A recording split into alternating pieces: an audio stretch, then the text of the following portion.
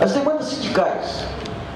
Qualquer demanda sindical é vista como abusiva, como contra o interesse nacional. Então, esse modelo todo, ele se deu mesmo em governos populares, que acabavam ficando refém desse tipo de jogo. Por que lá em 2003, quando o câmbio vai lá para cima, lá que você tinha uma chance de dar uma virada aí no jogo, o Brasil vai ganhar uma pujança de exportação, geração de emprego, o câmbio volta lá para baixo? Porque o Lula tinha um receio justificado até, de que qualquer problema que tivesse, né, antes de consolidar o governo dele, qualquer problema que tivesse em área de mercado, toda a imprensa fizesse um baita carnaval e desestabilizasse o governo. Então, nós estamos chegando hoje num ponto em que você conseguiu consolidar a área econômica, a parte política. O Lula, ele deixou um país pronto para o passo seguinte, que é esse que a Dilma está dando a partir desse ano. O primeiro ano dela até assustou. Você olhava e falava, meu Deus do céu, será que se rendeu aí aos acenos da mídia? Não, foi um ano se consolidando, mas continua leal aí às suas ideias e tudo mais. Então, agora você está tentando trazer os juros para baixo. Agora vamos pegar essa questão da mídia. Quando entra a internet, aquele modelo de controle da opinião pública, quando a gente fala opinião pública, não é opinião popular, é a opinião de telejornal. Essa opinião, ela era dominante durante todas essas... Da redemocratização para cá, no regime militar não era, porque no regime militar não tinha democracia. Mas da democratização para cá, essa opinião pública ligada aos jornais comandou a política brasileira. Se você vê todos os personagens que surgem na política, inclusive aquilo do PT, do PSDB, aqui em São Paulo, foram imagens geradas num certo momento que você teve pacto. Num certo momento que você teve pactos, eu achei que era o meu Deus, você teve pactos por aí, em cima dessas avaliações da imprensa. A imprensa se transformou fulano em cara competente, Beltrano em cara competente, Ciclano em cara demonizado. E todo o processo de formação de imagem aí que era comandado pela mídia. O momento alvo disso aí foi a campanha do impeachment. Até 95 os jornais tiveram controle absoluto da política. E depois disso você começa um período de mudanças. Se for pegar mundialmente, você tem dois momentos que marcam o início dessa fase de maior poder da mídia e o fim. O início é o Watergate. Quando veio o Watergate, você tem todo aquele... um jornal derrubando o presidente da República, mas fazendo jornalismo, não é essas coisas que fazem aqui não. Então deu aquela... Você teve em vários países, na Venezuela, em vários países a imprensa falando, pô, eu também quero entrar nesse jogo.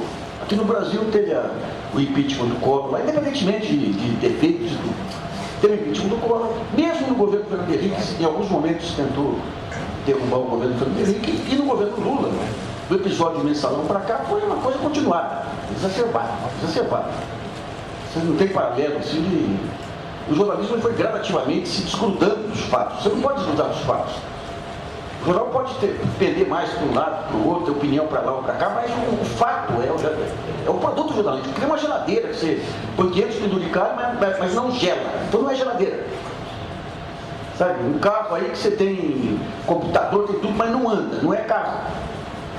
Então um jornal que pode ter 500 opiniões, penduricalho para cá, brincadeira para lá, mas se não tiver ligado à notícia, não é jornal. E o que ocorreu nos últimos anos foi essa questão de não ter mais jornal.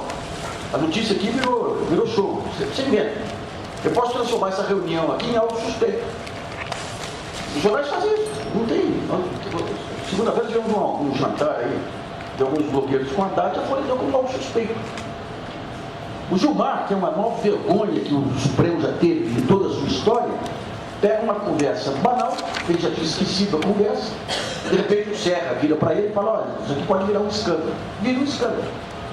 Você fica uma semana, todos os colunistas aí da grande imprensa endossando um escândalo que eles sabiam que vinham de alguém, sem nenhuma credibilidade, de alguém que...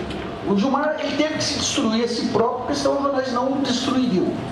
Ele teve que dar 4 versões diferentes aí da reunião para o pessoal perceber que era um picareta. Um picareta. Gente, se você chamar um ministro do Supremo de picareta, é porque o negócio foi muito baixo. E eu digo aqui, é picareta. Isso é uma coisa humilhante para mim, como cidadão brasileiro, admitir que tem um ministro do Supremo Tribunal Federal que é um picareta. Então você vê o que as instituições viram quando você tem todo esse aparato de mídia gerando factoides e criando fatos a partir do nada. Então vamos ver o que está acontecendo agora com a implosão do sistema tradicional de mídia e com o surgimento da internet. A internet, de certo modo, iguala tudo. Por quê? Porque pela primeira vez você tem, desde o cidadão até a grande organização, trafegando na mesma plataforma tecnológica. Se você fosse ver nos anos 70, 80, 90, quem quisesse combater uma notícia que saía no jornal, o máximo que você tinha era um mimeógrafo. O mimeógrafo foi um grande auxiliar aí, de todos nós aí, né? O mimeógrafo, o velho mimeógrafo. Você não tinha mais que isso. Então era impossível você rebater qualquer notícia de jornais que tinham tiragens amplas, estruturas de distribuição. Quando você vem para agora, está tudo na mesma plataforma. Então você vê, os piores factoides, com todo esse pacto que houve da mídia, são desmanchados pela internet, desde que se atenha aos fatos.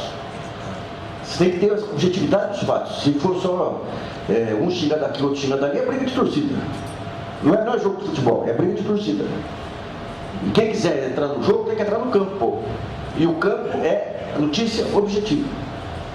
Então, digamos, daqui para diante, veja bem, a internet ela está vindo, está mudando o mundo, mas ela pega o Brasil, mesmo sem a internet, o Brasil no mais radical processo de mudanças da sua história. Nós estamos tendo aqui inclusões de todos os lados. A inclusão social das classes C e D ascendendo, a inclusão das organizações sociais, quando você começa com as conferências nacionais, com todas essas possibilidades, daí alavancado pela internet também, a inclusão regional, Nordeste, Centro-Oeste, aí, assumindo, embora ainda muito distanciado aqui do Sudeste, mas assumindo o dinamismo, o crescimento maior da economia, né? E todo esse modelo vem junto com a internet.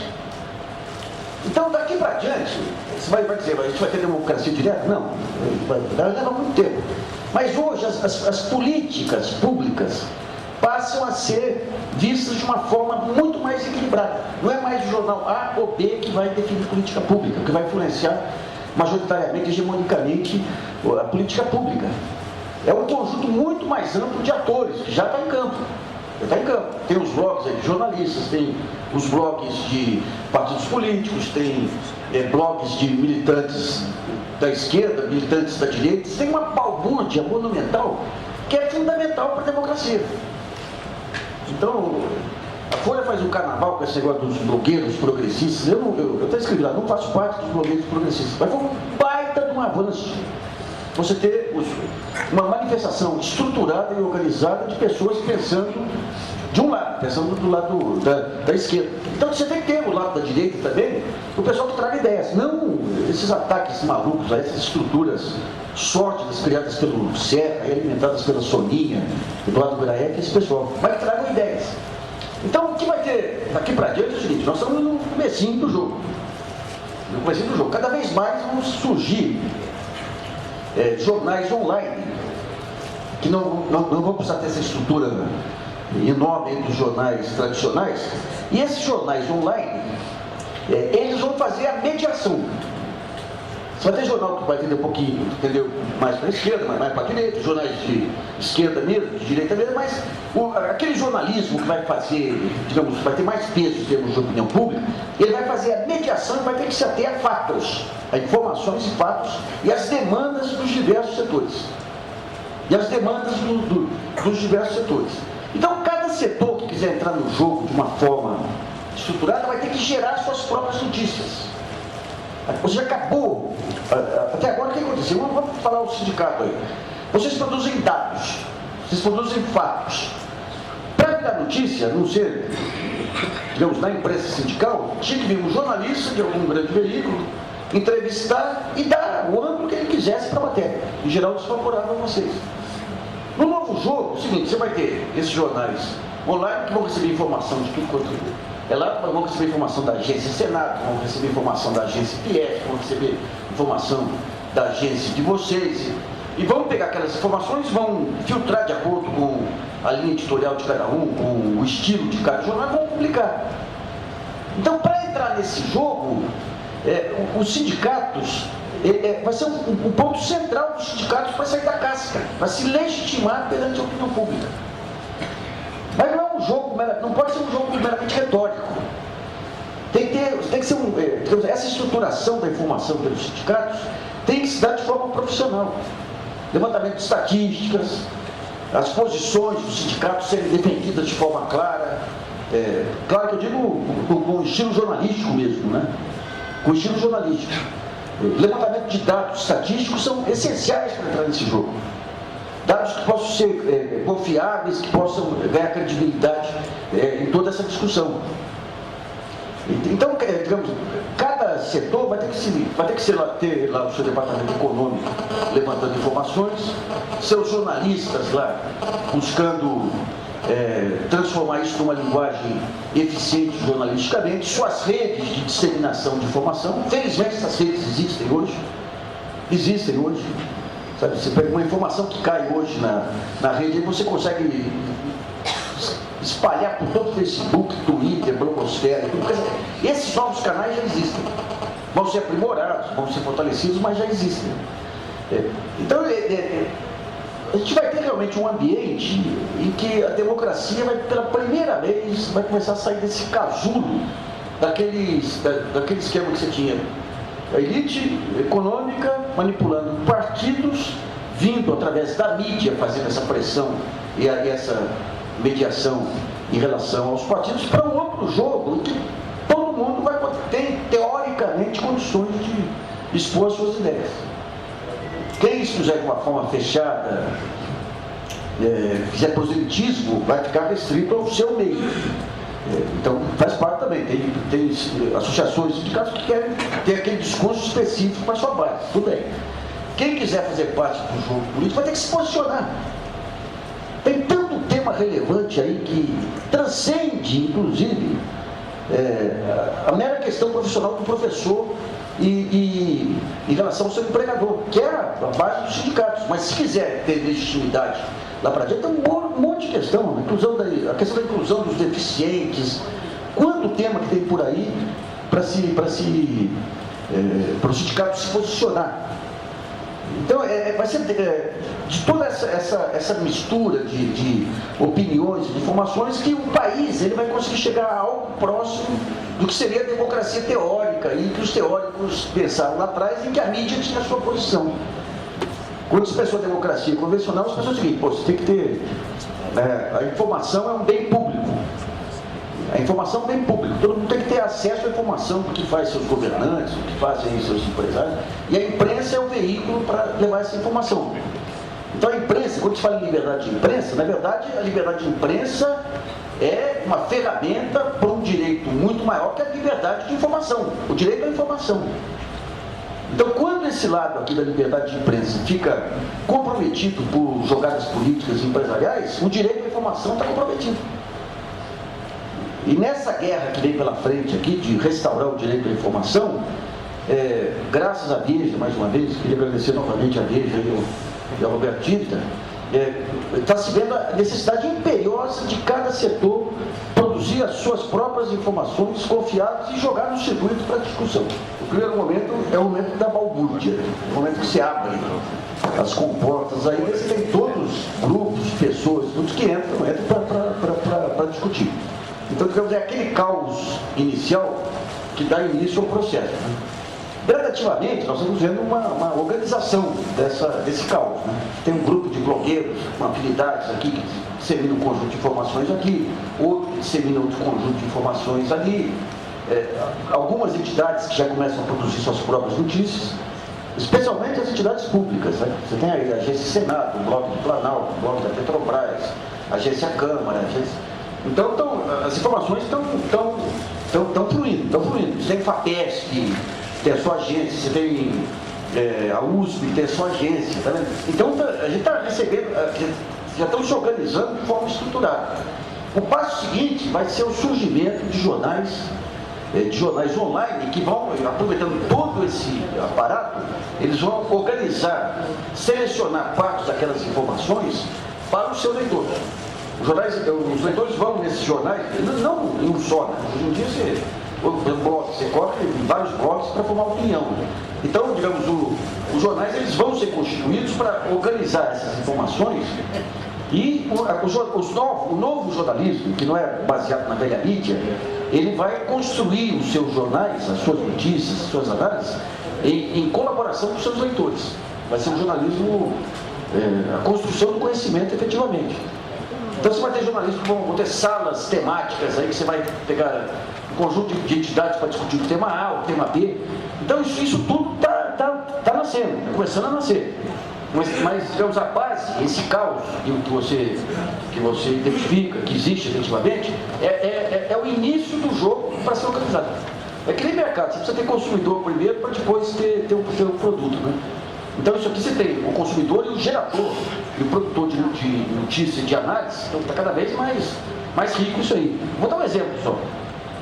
Essas discussões aí em torno da CPI, em torno de Demóstenes, em torno disso, em torno daquilo. Os jornais têm os seus gladiadores aí, alguns gladiadores aí que entram nessa guerra, Berval, companhia, um conjunto de argumentos. No meu blog eu tenho por baixo, uns 10 colunistas que são pessoas que nunca foram jornalistas, com capacidade de argumentação 10 vezes melhor. 10 vezes melhor. Independentemente de posição. Independentemente de posição. Os argumentos aquela retórica do Berval, de outros jornalistas e desses leitores, não tem comparação.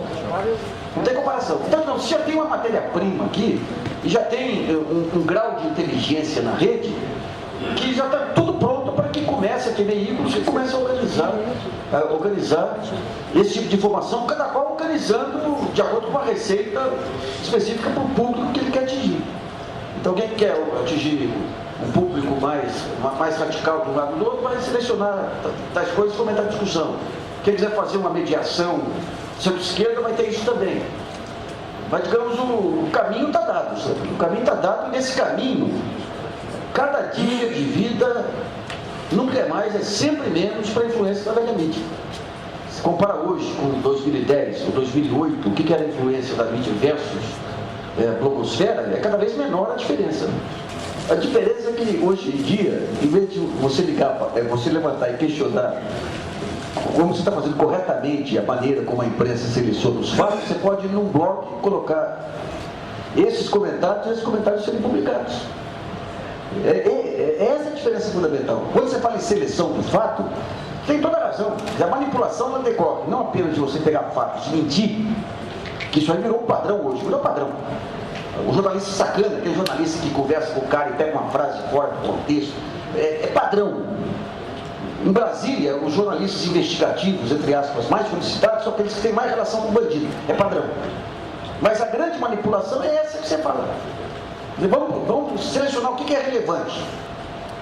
Você ter indicadores de educação precários é relevante? Não. O que é relevante? É você manter a taxa de juros elevada. Então, todo esse aparato que levou a esse absurdo aí de você criar a maior dívida pública inútil da história, inútil. Os militares criaram uma dívida pública, mas tinha empresas do outro lado, tinha ativos públicos do outro lado. Essa dívida que foi de 18% do PIB para 55% do PIB, só agora que está voltando, que consumiu todo o recurso que você podia ter investido em educação, saúde e infraestrutura, não foi manchete. Você tinha algumas pessoas que, desde que fez o Plano Real da Inversão do Cunha, que eu bati toda a minha carreira na Folha, depois eu saí da Folha. Você tem um Delfim, você tem um Denus, um Bref, mas sempre minoritários. Na hora de pegar a manchete era o seguinte: se baixar os juros, vem a inflação. Então a seleção, mas você vê, cara, essa seleção, quando a gente fala de direito à informação, essa seleção do que é relevante se dava de forma caracterizada. Todos os jornais repetindo a mesma coisa: não pode baixar os juros, porque senão o país arrebenta. Você sabia que era mentiroso isso, mas todos os jornais, não, tem que baixar o câmbio, porque papel é câmbio. Então é esse poder de você selecionar o que é relevante que acabou. Está acabando. Quando você vai para as redes sociais, você pega um fato que a imprensa não considera relevante, você joga, se for relevante, as redes sociais distribuem. O melhor exemplo é o Gilmar. Você não teve nenhum ministro do Supremo que foi tão insensato pela mídia quanto o Gilmar. Mas é que o Gilmar, ele não ajuda mesmo, né? Mas se você for fazer uma pesquisa com os leitores dos próprios jornais aí, sobre o Gilmar, ele vai ficar abaixo de zero. Então, e por que isso? Porque a internet ajudou a mostrar o outro lado, né? E a internet não é o blog A, o blog B, o jornalista A, o jornalista B, a internet é esse conjunto todo. Então, o que nós estamos falando aqui? A gente está falando aqui de uma assembleia, um congresso de vocês aqui. A internet é um congresso que pega todo mundo. Então, se tem uma análise bem apurada que um blog publica, o outro blog publica, vai para o Facebook, que dissemina. Então, acabou o monopólio da edição pelos jornalistas, acabou o monopólio. A Manchete hoje, os leitores eles vão muito mais pelo Facebook e Twitter do que pela homepage dos jornais. Essa é a diferença fundamental. Como que o PSDB... Eu tenho algumas preocupações sobre o que está ocorrendo hoje aí, sabe, com a própria campanha aqui do Haddad, eu não sei como vai ser, mas se você for pegar a maneira como o Serra, o PSDB montou a sua rede, ele montou, a rede do PSDB foi montada alguns anos antes da campanha. Eles montaram o site lá do PSDB, começaram a cadastrar um conjunto de militantes aí do Brasil inteiro e começaram a contratar agências especializadas em difamação, lá de Santa Catarina, do Paraná, aqui de São Paulo mesmo. Montaram as agências, depois tinham a máquina na mão. Por dois caminhos, né? O Twitter, Facebook, Facebook não, o Facebook não era expressivo, mas blogs e Twitter de um lado e e-mails de outro lado. Eles usaram a estratégia americana lá de desqualificação, de baixaria. Logo que chegou o final de 2009, já estavam começando as baixarias, ataques de difamadores e tudo. Eu peguei lá uns 10 perfis, dos mais agressivos, alguns perfis falsos, outros. E tinha um programinha que permitia se chegar na rede PSDB, você colocava lá a rede PSDB e colocava lá o perfil do sujeito, daí dava todos os pontos em comum, os seguidores, seguidos. Deu para identificar claramente lá aquelas pessoas que estavam jogando. Daí aquilo até motivou depois a comissão do GRAEP e a entrada da Sonina no lugar dele lá, porque desmascarou um pouco a farsa lá. A questão é que só usaram para propaganda negativa. Né? Propaganda negativa, baixarias e ataques. Aqui tem alguma... E você veja, a Dilma, quando vem a campanha, tinha três grupos lá, o marqueteiro de um lado, aquele rapaz que é de redes sociais do outro lado, mas não tinha uma estratégia de disseminação de informação. Esqueci o nome do branco aqui agora. Não, branco, passar o branco, é ótimo cara. Mas de vez em quando eu recebia do DM do meu Twitter umas voz de comando, vamos falar sobre isso, falar sobre aquilo. Eu falei, não tem noção sobre o que é. Quem é quem, né? Você não é militante, né? Então, onde que pegou ali? A formação do discurso. Você tinha a rede de disseminação e a única coisa que você disseminava era esgoto. Estou falando do Serra. Era esgoto puro.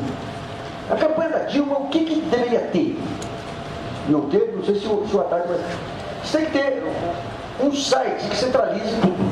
Você tem hoje ferramentas boas, aí, link, tudo, a pessoa se cadastra, tudo você tem. Você pode enviar mensagem, você tem que ter um mapeamento, você tem que ter uma estratégia anti-ataque. Então tem que mapear todas as baixarias que possam ser cometidas e ter a resposta pronta para quê? Para o sujeito entrar e já, a partir do seu próprio blog, o seu próprio portal, já disparar a resposta para a sua base de e-mails. Se você pega algumas dessas plataformas aí, que nem o Link e tudo mais, o sujeito pode se cadastrar e pode mandar convite para todos os e-mails para quem ele escreve. Então fica mais fácil você disseminar as informações. Isso aí em termos de propaganda negativa. Mas sempre tem que ter a estrutura da matéria bem fundamentada no blog e no portal. Essa estrutura tem que estar bem definida lá. De tal maneira que o Twitter que você mande, o e-mail, ele atrai para o portal para se ter a resposta lá. Então os militantes, e o ponto central aí são os voluntários. Isso agora de você montar, às vezes eu fico ouvindo aí que estão querendo montar negócio de robôs aí, para ataques, tudo. Eu acho que a campanha negativa de ataques ao adversário, eu acho deplorável. Não sei se é eficaz. Não sei se é eficaz. O pessoal fala que foi graças a isso que o Serra foi para o segundo turno, foi função de aborto lá, e baixarias, mas que não estavam ligados a essas campanhas de baixaria no Twitter, não. Isso aí depois, hoje, você não tem um intelectual de respeito no Brasil hoje que aceite endossar o Serra hoje por conta disso. A imagem dele vai entrar para a história como pior que a do Maluf e de quem veio. Então essa campanha negativa eu não recomendo. Tem que ter uma campanha defensiva. Defensiva sim, e propositiva. Mas os ataques a adversários e tudo, você pode expor facetas, por exemplo, a hipocrisia dele. Eu publiquei outro dia, alguém me mandou um vídeo, só que era um vídeo muito militante, com ataques ao Serra e ao Fernando Henrique, mas se você enxugasse o vídeo, você colocava uma partida do Serra falando, tem duas coisas que ninguém pode falar de mim, da minha honestidade e que eu fui privativista. Daí você pegava ao lado do Fernando Henrique, o Serra foi o que mais defendeu a privatização da Vale. Eu coloquei no Twitter, no YouTube, lá em 2 dias tinha 35 mil, 40 mil visitas. Né? Isso aí são coisas que você estuda aspectos da personalidade, mas não as baixarias. Né? Aquelas baixarias que fizeram com a Dilma aqui, eu duvido que qualquer pessoa decente, qualquer serista decente, não ficou envergonhado do que ele foi capaz de fazer. Né? Agora, veja bem, o fundamental é o conteúdo. É mapear antecipadamente de onde virão os ataques, é mapear os argumentos propositivos e depois preparar textos que sejam textos de guerra mesmo, assim, para que possam ser replicados. Então sai a denúncia X aí, ou ataque X, o próprio pessoal que está associado àquele portal vem, traz a informação, a equipe interna trabalha, prepara uma resposta adequada e já dispara para todo mundo. Né? Isso aí não é complicado, as ferramentas já estão disponíveis aí, tá? Espero ter respondido. Agora, em relação ao que você falou de relacionamento com os jornais, do sindicato, veja bem, quando você vai montar hoje um modelo de informação eficiente, você tem que mapear os jornais e jornalistas que vão receber informação, tem que mapear blogs que possam receber informação. Vou dar um exemplo do meu blog. No meu blog, quem se cadastra lá ganha um blog também. Então tem muita gente que se cadastra e já coloca na parte dos blogueiros do blog, coloca lá as informações e aquelas relevantes você chama para a primeira página também. Tem que saber como atuar nas redes sociais, como montar rede de relacionamentos nas redes sociais. Então não é um trabalho trivial não, é um trabalho que exige, é muito meticuloso assim, para você ganhar eficácia. Né? Mas sempre lembrando que o discurso, vocês não estão falando para dentro, estão falando para fora. Então o discurso militante, ele é falar para convertido. Se quiser pegar a opinião pública, tem que ser argumentos consistentes, mas sem muita retórica. Né? O Ministério das Comunicações está muito tímido, tanto em relação à regulação aí de telefonia celular, quanto de TV digital. Deram um novo prazo para começar os equipamentos a serem produzidos aí na TV digital, mas veja bem, com a TV digital e a internet elas vão se integrar. Quer dizer, hoje em dia, se você for pegar a rapaziada que já está na internet, ela fica mais tempo na internet que na televisão. Agora a televisão, quando se fala em lei dos meios, a grande discussão vai ser sobre a televisão. A gente vai ter que retomar alguns princípios constitucionais. A televisão é concessão pública. A televisão tem que seguir alguns princípios que estão na Constituição. A questão da diversidade, a questão de você dar acesso aos diversos grupos socioeconômicos, religiosos, culturais, tudo. Né? O ponto central é essa homogeneização de gosto trazido pelas grandes redes nacionais, isso vai ter que ser revisto. Essa vai ser a grande batalha, efetivamente. Não é com os jornais. Os jornais hoje, quando se fala da guerra da informação, a blogosfera hoje enfrenta de igual para igual qualquer jornal. Veja, Folhas, tá? Quando você vai para o jornal nacional e para as redes, aí é um problema sério. E é um problema muito mais sério que quando você fala no atraso político que existe no país, você pega esses comentaristas da CBN, por exemplo, eles gostam de falar que o único o atraso político do Nordeste, da Amazônia, os coronéis políticos, desce o cacete, com razão. Só que é o seguinte, na base desse coronelato político indecente que tem em alguns estados, você tem dois mortes principais. Primeiro, os pactos que são feitos com os governos centrais, seja Lula, Fernando Henrique, Dilma, tem que fazer esses pactos, dão essa sustentação para eles. E o segundo, as redes de mídia. Eu andei publicando no meu blog uma série sobre a CBN em Manaus, que é uma coisa escandalosa. O sujeito é um desqualificado. Pode rodar um Tiradentes, desqualificado. É desqualificado. Esse sujeito teve tuiteiros lá que resolveram fazer um movimento contra a taxa de lixo. Ele começou uma campanha sistemática, usando uma concessão pública contra uma médica, pessoa física. Pessoa física. Atacando a médica, acusando a médica de faltar o trabalho, daí a prefeitura ligada a ele, influenciada por ele, faz 3 inquéritos contra ele, os 3 revelam que ela era assídua no emprego e recebia uma boa avaliação dos seus pacientes. Daí ela foi afastada recentemente por um desembargador que já foi acusado do CNJ aí de conjunto de irregularidades, porque no Twitter ela teria defendido o prefeito. Então esse poder, Amazonas é uma coisa, quem que garante o poder desse sujeito? Esse sujeito é um indecente. Esse sujeito ele ameaçou fazer montagem pornográfica de fotos das minhas filhas quando eu comecei a escrever sobre isso. Você imagina o que ele faz lá? Esse sujeito, o Poder Judiciário tem medo dele, o Ministério Público não atua em cima dele, todos os políticos puxam o saco dele porque ele é chacador. E todo esse poder deriva do quê? Da CBN, que deu para ele a concessão. O Ministério das Comunicações não atua, porque isso aí você pega em várias áreas.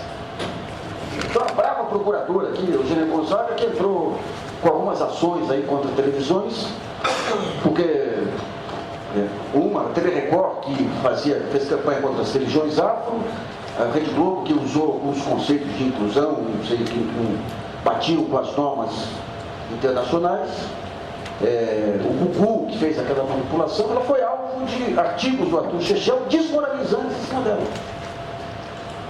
Então,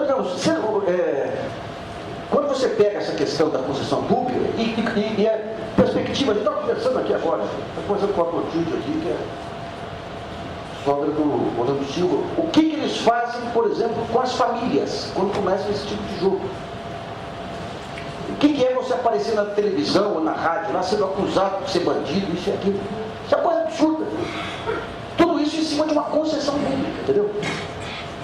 Então essa discussão que vai se dar na lei dos meios vai ter que contemplar a produção regional, vai ter que contemplar a diversidade. Eu gravei um programa em Brasilianos essa semana, levei um desembargador de São Paulo, a procuradora, pessoal de Brasília, eles propõem rodízio de concessão. Por que uma concessão tem que ficar 40 anos aí com o mesmo grupo? Isso aí está começando a ganhar corpo, essa consciência de que a concessão é um bem público. O jornal, tudo bem, você monta lá o jornal, lá você tem que levar em conta se tem concentração, caracterização, mas a concessão é um bem público. Então eu tenho a impressão que esse vai ser um grande tema aí, pós-eleições, vai ser essa discussão. Né? Eu espero que até lá essa questão da TV digital já tenha... Mas no modelo que está hoje, a TV digital não vai jogar, não. Né? Porque no modelo que se pretende, digamos, cada rede vai ter lá os seus 4, 5 canais lá, que vai ter que produzir, mas você vai ter que ter um modelo que democratize esse acesso. Agora é uma discussão complicada, sabe? Quando você fala em lei dos meios, por exemplo, quando você vê os abusos que se cometem em programas populares, quem que vai julgar o que é imoral ou não? Algumas coisas você percebe claramente, né? Mas, por exemplo, o pessoal que tem ideias mais modernas, digamos. Eu não gosto de dizer que ideia é melhor. O moral é muito relativo aí. Mas tem medo que, para conter os abusos, você crie conselhos que acabem jogando um moralismo pesado em cima dos temas que têm que ser discutidos. É uma questão muito... Esse negócio de você ter essa cobertura nacional, você pega a moral de uma moça de Ipanema e joga esse conceito moral para a pessoa de uma vila do interior do Piauí. Não está certo isso aí. Se você cria um nó na cabeça de um conjunto de... Agora, é um desafio monumental, porque quem vai julgar o que é adequado ou não? Por isso que a discussão está começando, vai se aprofundar, e eu acho que vai ser o grande tema do próximo ano. Agora, um ponto importante, quando você fala, por exemplo, nas reivindicações de professores, eu fiz um brasileiro no ano passado sobre educação. Foi o pessoal aí desse movimento Todos pela Educação, setor privado. Foi o pessoal do sindicato dos professores, foi o pessoal, a secretária da Associação das Secretárias de Educação, e foi mais duas outras pessoas, e ali houve um consenso fantástico. O setor de educação está chegando no nível do setor de saúde pública, que você está chegando a consensos. Então, o que são esses consensos? Primeiro consenso, o professor tem que ser bem remunerado. Isso é fundamental. É um consenso que vem, o setor privado já avaliou isso, o setor privado, o pessoal do setor privado que tem preocupação com a educação já avaliou isso, o sindicato, obviamente, já avaliou isso. Esse é o primeiro ponto. Segundo ponto, o professor tem que ter plenas condições de trabalho. Terceiro ponto, dados os dois anteriores, o professor tem que ser avaliado e cobrado por resultado. Então você já tem um consenso, aquela ideia de que toda demanda sindical é anacrônica, corporativista, ela não resiste ao que, digamos, os pensadores da educação, de todos os níveis, chegaram a essa conclusão. O pessoal fala, por exemplo, da importância da educação da Coreia. Pega a educação pública aqui nos anos 70, 60, o professor tinha status. Então essa história de... A vez que eu estou vendendo essa maluquice aí de que não, né? Pegam duas escolas, uma melhor que a outra, fala, não, é o salário, porque o salário é o mesmo. Então, são outros fatores, que é uma baita ignorância. Uma baita ignorância. O salário você tem que ter um salário bom para os dois lados. Depois ver quais são esses fatores, como coisa você pode substituir professores por metodologias, simplesmente sendo que a metodologia só é eficaz quando tem um professor na frente, né? Então você tem hoje um conjunto, os sindicatos são muito refratários nessa questão da avaliação individual. A avaliação, esse negócio da meritocracia tem seus vícios aí. A gente viu aqui aquela escola que falsificava dados aqui em São Paulo. Também, né? Mas por outro lado, isso aí esse negócio da avaliação e da meritocracia é uma maneira de levar os professores a buscar soluções e saídas, identificar as melhores práticas. Outro dia eu estava vendo aí uma avaliação da melhor escola, uma escola do Piauí, se não me engano. Por que a escola foi tão bem aí? Porque os professores passaram a ter a relação com as famílias dos alunos, visitavam as famílias, conversavam aí. São coisas, é só a partir dessa avaliação do que ocorre no mundo real que você consegue ter os resultados, né? Agora, tudo isso só funciona se você tiver uma boa remuneração que permita aos professores essa dedicação. Então, eu acho que uma aproximação... Eu fiquei surpreso lá, porque sempre de fora você vê as discussões lá, você acha que tem divergências insanáveis entre todos os lados, de repente você vê e fala, não, mas tem uma confluência de diagnósticos, né? Então, eu acho que essa aproximação com outros grupos de educação, a educação está virando um valor nacional. E isso não se reflete na questão das questões salariais. Nos estados, esse negócio de elevar o percentual de plano nacional de educação é fundamental. Mas tem que buscar alianças fora do sindicato. Esse trabalho que vocês estão fazendo com os jornais lá é muito importante. Sabe? Tem que sistematizar mais, aí, ir para as redes sociais. Aí. A questão do discurso é muito importante. Vocês podem pegar elementos aí, em vez de fazer demanda... Aquela demanda, não, nós queremos aumento que merecemos. Não, dê justificativas aí, porque o país precisa de professores bem remunerados. Pega os pedagogos aí que falam sobre isso, pega. Então mas já estão saindo do casulo, é importante. Essa informação de que teve esse conjunto de informações dadas aí sem ter conotação negativa, é claramente uma vitória dessa abertura. O setor privado, as empresas privadas, elas sofrem tanto quanto os movimentos sociais, os ataques da mídia. Aliás, uma das armas da Veja e tudo é fazer ataques escandalizantes contra uma empresa ABC para criar um sentimento de receio por parte das empresas. As empresas, todas elas hoje, pagam uma dinheirama para assessorias de comunicação para se precaver contra ataques descabelados da mídia. Então, agora é o seguinte, os jornais, a estrutura de jornalistas hoje, primeiro que é uma estrutura insuficiente para dar conta da complexidade hoje das informações e das notícias. E, em geral, são jornalistas que não têm tempo ou não têm habilidade para pegar um tema um pouco mais aprofundado e discorrer. A pauta hoje, jornalística, com essa montanha de informação que surge de todos os lados, a pauta jornalística hoje é de uma diversidade, uma monstruosidade. Então, o que vem mastigado é que nem aquele negócio do neném prancha lá, que quem se coloca melhor recebe a bola. O que vem mastigado tem mais chance de passar do que não vem mastigado. Eu não sei quando entram questões ideológicas que os jornais aí têm os seus filtros aí. Mas, digamos, essa matéria da Universidade de São Marcos, eu não tenho nenhuma dúvida, ainda mais uma universidade agonizante, quem respeita alguém que não vai poder pagar patrocínio o ano que vem?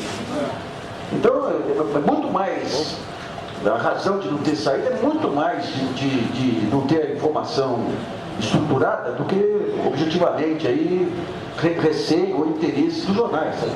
Então, essa questão das discussões sobre o ensino privado, as universidades aí, você tem hoje um conjunto de informações relevantes. Agora é o seguinte, eu não sei por que quando você fala em opinião pública, você está muito preso ainda na ideia de que a opinião pública hoje é a opinião da mídia. Você pegar os seus filhos e netos aí para eles te ensinarem o iPad aí, que o pessoal que está na internet hoje, a parte mais relevante hoje da opinião pública está na internet pegando informação de todo lado. Não é o que sai na mídia que está fazendo.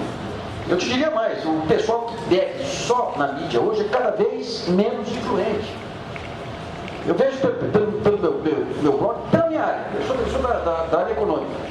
Quando você vai para a internet, você se afasta das suas fontes, porque elas estão tudo em jornal. Gradativamente elas estão chegando. Gradativamente está chegando. Sabe?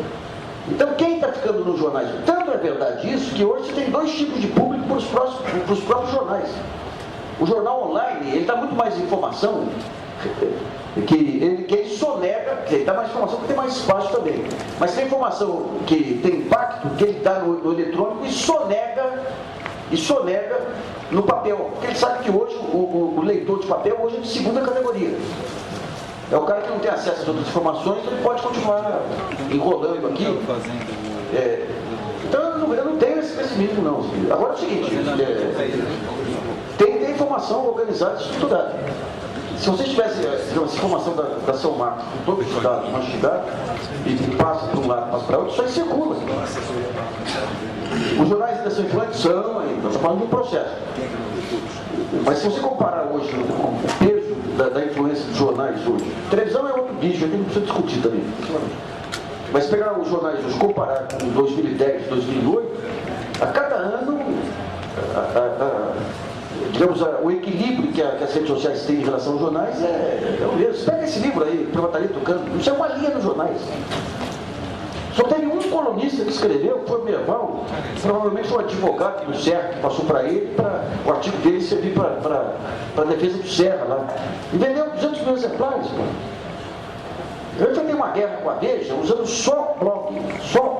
No final do ano eles vieram me propor um acordo aí, que eu não aceitei. Sabe? Então, não fique pessimista assim não. Eu acho que você vai ver isso aí, você precisa pedir para o seu neto ensinar a usar o iPad. Boa noite, eu sou Daniela Moraes, eu sou assessora de comunicação da CONTE. Eu queria avisar que a TID está inscrita para fazer uma pergunta final. Quem ainda quiser fazer alguma pergunta, para se inscrever aqui durante a próxima fala, tá? E E você falou sobre a questão da concessão das TVs, enfim. Eu queria que você falasse um pouquinho sobre qual é a tua expectativa aí sobre a possibilidade de um debate de construção de um novo marco regulatório para a comunicação. Como é que você avalia essa possibilidade? Se você acha que esse ministério aí está envolvido nisso. E também fazer uma outra pergunta. Eu acho que a impressão que eu tenho é que hoje há uma confusão um pouco orquestrada em torno dessa questão da liberdade de expressão, né? Aconteceu essa semana aqui em São Paulo o 5º Congresso da Indústria da Comunicação. Os principais atores aí eram a família Marinho, o João Saad e Roberto Tivita, né, fazendo ali um palco. E o tema do congresso era liberdade de expressão e democracia, né? Então eu queria saber qual é a tua opinião sobre isso, sobre essa apropriação desse termo aí, que sempre foi uma bandeira dos movimentos sociais e sindicais no Brasil. Olha, vamos primeiro essa questão da liberdade de expressão. Perdeu legitimidade a partir do que foi cometido nos últimos anos. Os abusos, os assassinatos de reputação, a falta de direito de resposta. Você tinha, quando veio, o melhor período da mídia foi quando teve a democratização, a campanha das diretas, mas que a Folha emerge como um grande jornal. O Seu Frias nunca foi o mais virtuoso dos empresários, mas era o mais esperto. Ele sabia que você tem algo que é fundamental no jornalismo, que é a credibilidade e a legitimidade. Então a Folha se abriu para a defesa de um conjunto de bandeiras legitimadoras. Pegou uma geração inteira de leitores do Estadão e foi para a Folha, adorava a Folha. Não com aquela porra louquice da Folha, que está tido para todo lado, mas ele sabia que você tinha que ter bandeiras legitimadoras. Quando você pega nos últimos anos, os jornais montam essa maluquice, e daí calha lá, você tem a transição na Folha, no Globo, o Robertinho ainda tem doidado, esse não teve nem transição, esse teve transe só, né? Quando você pega, jogaram de lado todas as bandeiras legitimadoras. Pega os dois heróis deles nesse período. Pensa bem, os dois heróis. Você tem que ter heróis. Esse show da mídia aí, você tem que criar heróis. Vamos pegar 3 heróis. Demóstenes Torres, José Serra, Gilmar Mendes. Esses 3 são os 3 heróis, sabe? E todos eles com um discurso negativista, sem ter uma proposta relevante. O que fizeram essa semana aí com o Gilmar, essa paranoia em cima dessa reunião com o Lula, os jornais, o Gilmar perdeu, ele mesmo se entregou tudo. Então, essas bandeiras legitimadoras já foram para o vinagre. Hoje você tem em todos, no Poder Judiciário, uma discussão que já está se abrindo em relação a isso. Na opinião pública, uma discussão que está abrindo em relação a isso. Então não tem como segurar essa discussão mais. Essa discussão vem, e a ideia do direito, o direito à informação passa a ser mais relevante do que a liberdade de imprensa. A liberdade de imprensa é subsidiária. Ela não é um valor em si. E você vê como que as coisas estão acontecendo. Você pega o Aires Brito, que é o presidente do Supremo. Deu 3, 4 entrevistas falando que o direito, a liberdade de imprensa é um direito absoluto. Isso não existe em nenhum lugar do mundo. Não existe direito absoluto.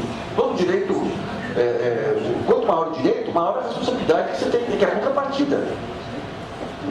Deu 3, 4 entrevistas. Eu fiz uma carta aberta a ele lá. Uma carta aberta, ele chamou para conversar.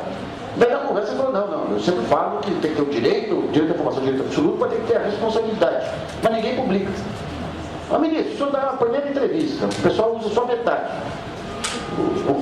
A palavra sua que chega até a opinião pública e até o Poder Judiciário é o que sai na mídia. Daí, da segunda entrevista, candidamente, o senhor também só sai aquela metade que interessa. Da terceira entrevista, como é que fica? Sabe, mamãe, o tarado me pegou quando, minha filha? De ontem e hoje. Né? Daí ele deu, na conversa, não, mas tem que ter, não existe direito absoluto, tem que ter direito de resposta, tem que ter direito disso, direito daquilo. Essa discussão já chegou no Tribunal de Justiça de São Paulo, já chegou no Tribunal Regional Federal da Terceira Região aqui, está chegando nos juízes, que estão entendendo. A questão do Poder Judiciário é muito difícil, o Poder Judiciário ele é muito lento na mudança de conceitos, o que não é necessariamente um defeito. Ele não pode ir ao vento. E daí você tem esse conceito de liberdade de imprensa que até agora pegou tem esbarrado em toda tentativa de você legalmente impedir abusos. Eu conheço essa brava procuradora, que é a Eugênia Gonzaga, ela já entrou com 11, 12 ações contra abusos, ganhou uma. Daí você fala, pô, mas sempre está parado na lei, estamos parados na lei. Mas o que acontece? O juiz de primeira instância fica com receio de tomar qualquer atitude que possa ser considerada como tentado de imprensa. Ela me falou, a juíza que deu aquela liminar contra o Gugu, quando você entra no Google hoje, coloca o nome da juíza, vai ter toda uma lista de links lá, depreciativos em relação à juíza.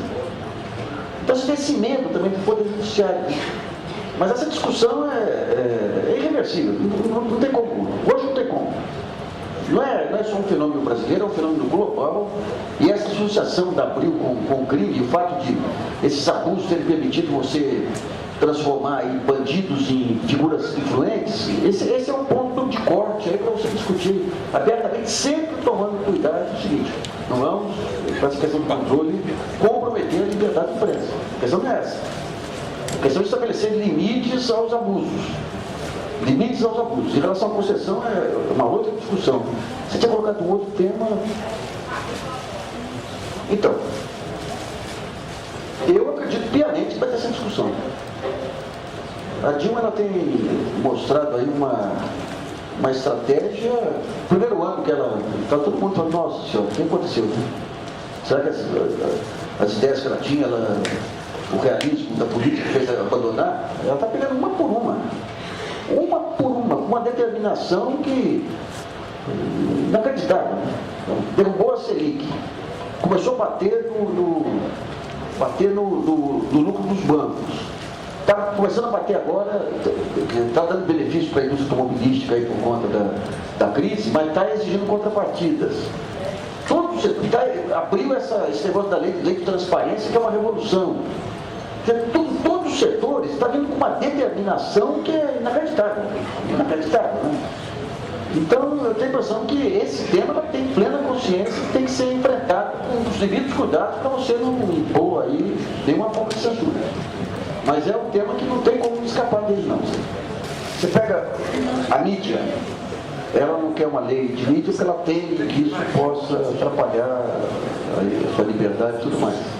Eu acho que a lei de mídia da internet, o pensamento é um pouco semelhante. É um pouco semelhante. É o receio de que possa ir além dos fatos. Mas hoje, a internet ela é um campo vastíssimo para a questão de ataques à honra, aí, que tem que ser de alguma maneira limitado. Tem que ser de alguma maneira limitado. E os jornais, esse negócio de ataques à honra, quando a gente fala da balbúrdia da internet, fala de você não acreditar em tudo que vem da internet, os jornais que poderiam ter sido, digamos, o refúgio seguro para a informação, também não foram. Eles manipulam de forma sistemática, o que na internet é manipulado de forma caótica, né? Mas eu fui alvo nessa guerra com a Veja de blogs anônimos, com ataques à honra e à reputação. Esse maluco de Manaus está ameaçando colocar montagens pornográficas com fotos das minhas filhas. No site da Veja, um blogueiro desvairado lá, fez ataques dos mais baixos, aí que eu estou há 3 anos que não consigo passar da primeira instância, não chegou nem no juiz até hoje. Então, como é que fica? Então, de alguma forma, eu não sei qual, tem que ser algo que não peça de modo algum a liberdade da internet, mas de alguma forma você tem que ter alguma forma de regulação. O receio que tem aqui com a regulação da internet é o mesmo receio que a mídia tem com a regulação da mídia. Até que ponto que para inibir abusos eu posso comprometer a liberdade da internet. Daí vem essa maluquice daquela capa da Veja lá que quer colocar um AI-5 na internet, né? Se você for ver os maiores abusos que ocorreram na internet, foi do pessoal do certo.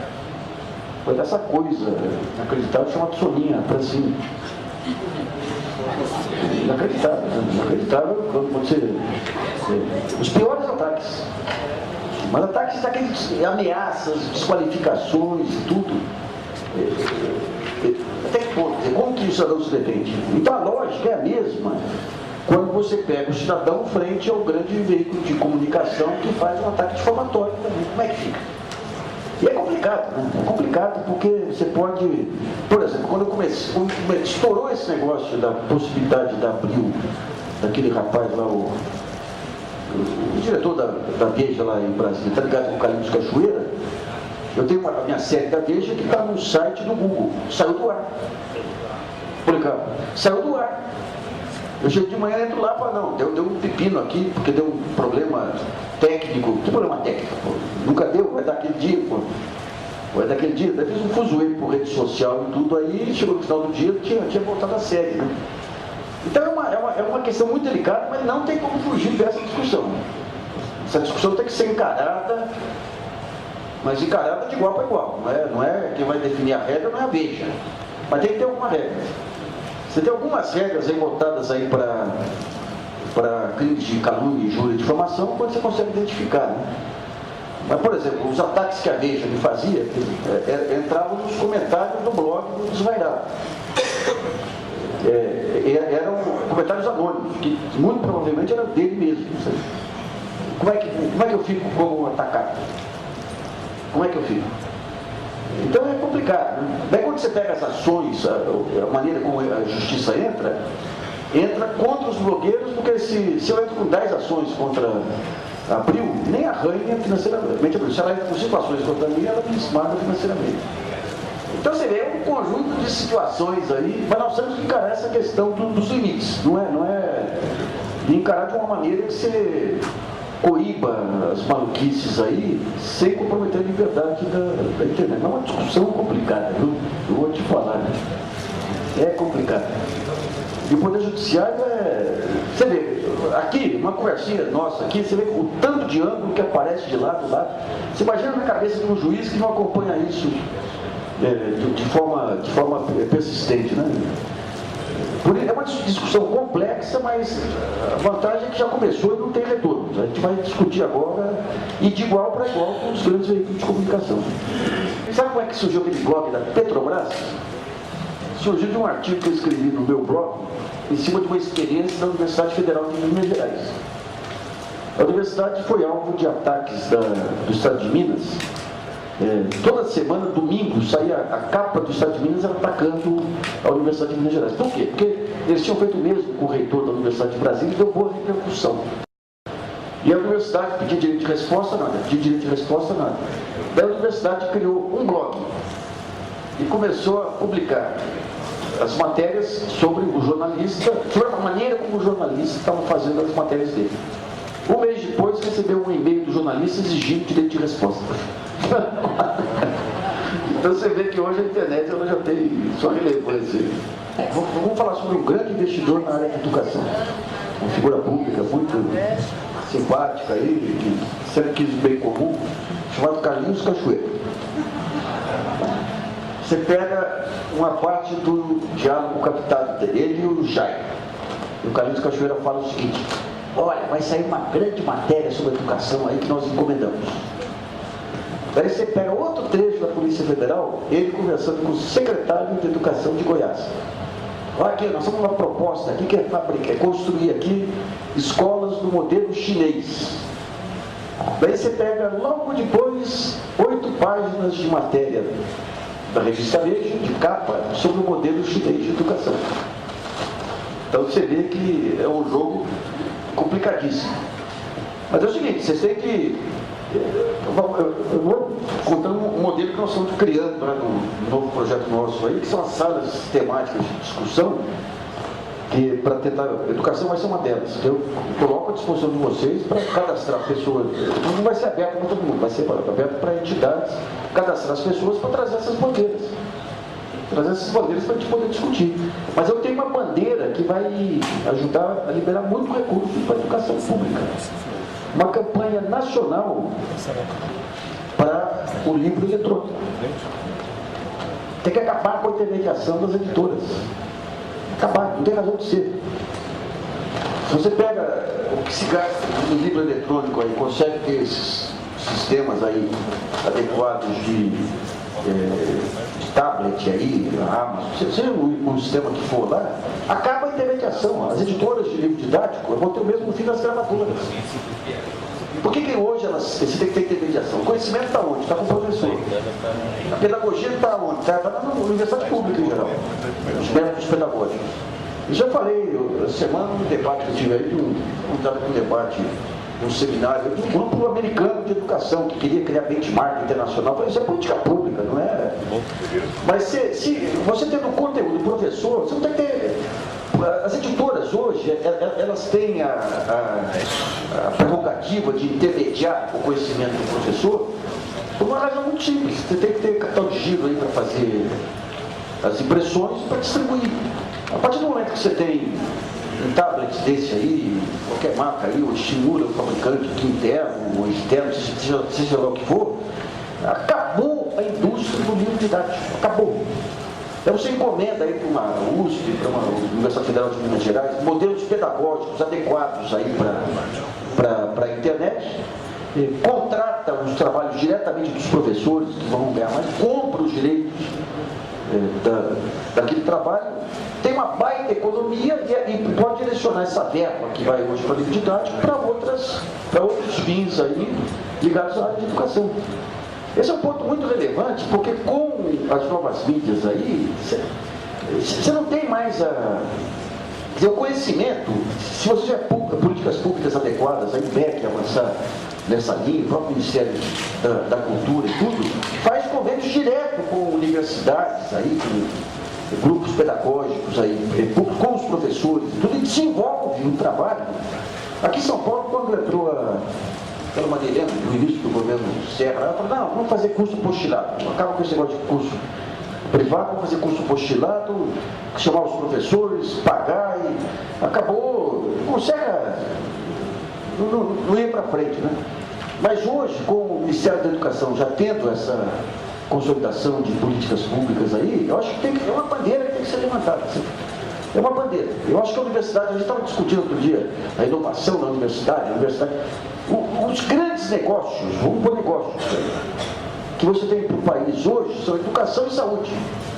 Tudo quanto é grupo internacional de olho aqui, educação e saúde.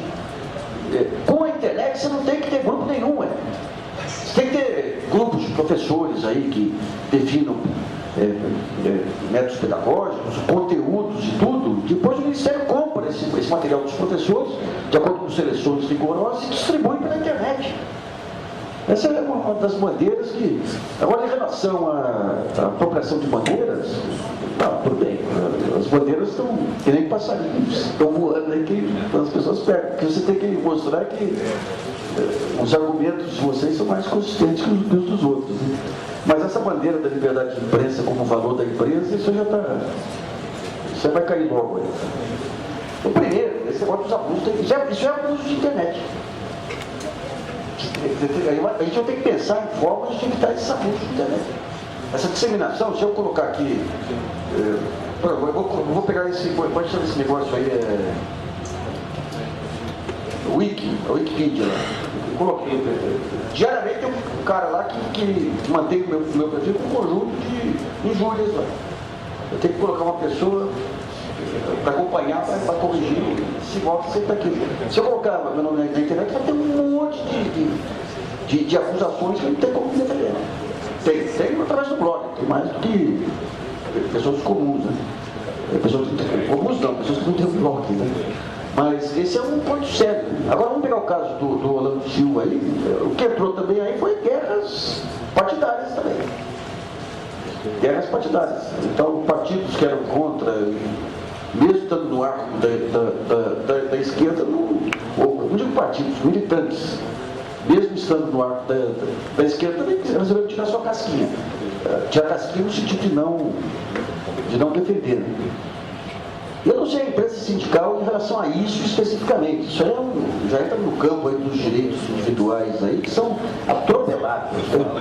Você teria que ter, outro dia, o presidente do tribunal aqui de São Paulo, regional federal, defendeu um data mídia, um habeas mídia.